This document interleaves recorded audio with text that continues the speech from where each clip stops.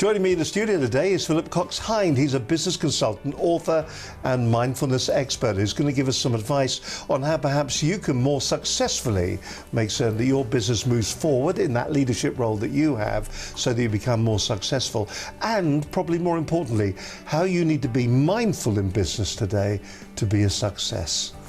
I use the term mindfulness and explain it in my book that I'm using it really in two separate but overlapping contexts. So one context is mindfulness in its pure form, which is to describe a mind discipline which came from a form of Buddhist meditation called Vipassana. So within leadership, being able to be focused in the now, not worry about what happened last week, not worry too much about what hasn't happened yet, is a discipline that a lot of leaders can benefit from. But what the companies tend to come to us saying we need help with is planned change. Change is talked about a lot, particularly in the last few years. And I'd suggest there are two main forms of it. There's organic change.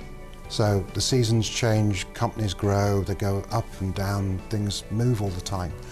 But planned change, companies need to step back and realize that just simply replicating what they've done so far, but on a bigger scale, won't necessarily fit the change opportunities that they're facing.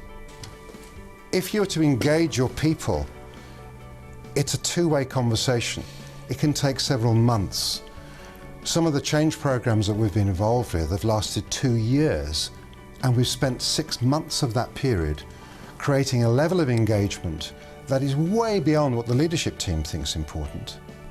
They've lived with the decisions that they've come to conclusions over. They've thought through strategic options. They may have taken 3 months through board discussion and leadership team discussion to get to a particular outcome. And then suddenly, once it's been discussed and all the different points of view have been aired, it becomes clear. You know, I've worked with CEOs whereby they thought they were firm and fair, and the rest of the board thought they were rude and angry. Now, I'm not saying anyone's wrong or right, but helping individual leaders as well as teams understand that the impact they have can't be just pushed aside.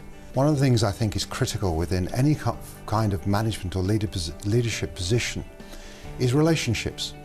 How to build real, human, gritty relationships. It's not good enough to think that because I'm your leader, I'm your manager, you have to do what I say.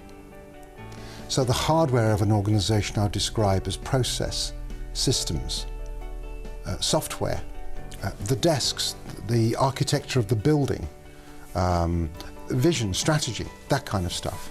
And the software is the people, values, behaviors, attitudes, training, all of that stuff. The problem is most companies have identified, they think, that the thing that is stopping them moving forward is one of them. Philip Cox-Hind. My company is Harley-Young. If you put it into Google, you'll find it. Without the hyphen, you get a band in America called Harley-Young. And we're change implementation specialists. The takeaways I'd say are key to mindfulness is in two ways. The more you can help people think, be conscious, be aware, be mindful of their day-to-day, then that's always got to be a good thing. The second interpretation of the word is really from the Buddhist meditation concept, which is to practice. Sometimes it might be just 5 minutes a day, sitting quietly with your eyes closed, being in the present, noticing your mind's wanting to go to the past, wanting to go to the future, but stay in the present. And some takeaways: realize that your organization is a mixture of software, people, attitudes, values, behaviors, and hardware, process, systems, structure. And if you want to bring about growth-led change, you need to understand how you can bring about change in both of those areas together for it to be sustainable. And the last thing I'll say is engagement. Think about the wedding ring. Think about buy-in. Literally, would you pay for it? Would your leadership team buy into change by giving a proportion of their salary? If not, you ain't got enough buy-in. There's probably not enough of engagement.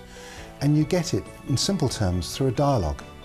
create a dialogue where you listen to your staff, listen to your management team, and not just listen and do nothing with it, but repeat back, feed back to them what they've said, but critically involve them in the fix-it stage.